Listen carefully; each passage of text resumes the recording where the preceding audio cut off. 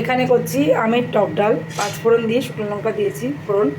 আর এই যে ভাত হচ্ছে এখানে, এই যে ভাত বসিয়েছি, যা এখন অনেক বাকি আছে। ডালটা হয়ে গেলে আমি এই কড়াইতে এই সবজিটা বসাবো। পটল আলু কুমড়ো দিয়ে একটা তরকারি হবে আজকে। আলু কেটে রেখেছি, আর এই যে ডিম সেদ্ধ করে রেখেছি।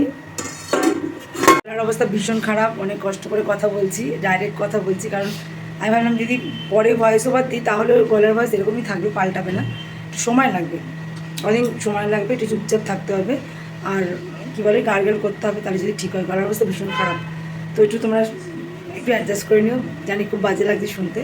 তো আজকে দুপুরে কী কী রান্না করবো তোমাদের বলে দিলাম, এই আমের টক ডাল, আর এই তো ভাত হচ্ছে, আর সবজি বানাবো একটা পটল আলু কুমড়ো দিয়ে, খুব ভালো লাগে তরকারিটা, রাতে রুটি দিয়েও খাওয়া যাবে। আর ডিম রান্না করছি, আর ভাইপো আমার কাছে খাবে আজকে, কালকে ভাইজি খেয়েছে, আজকে ভাইপো খাবে। ওই যে দেখাচ্ছি তোমাদের, এই যে ভাইপো শুয়ে আছে,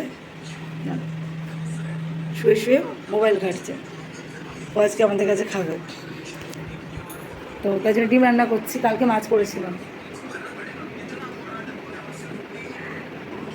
আর মেয়ে স্নান হয়ে গেছে, বড় খবরের কাগজ পড়ছে, আমি রান্না করছি, রান্না করে চান করব। আর আমি এখন আছি আমার বাবার বাড়িতে।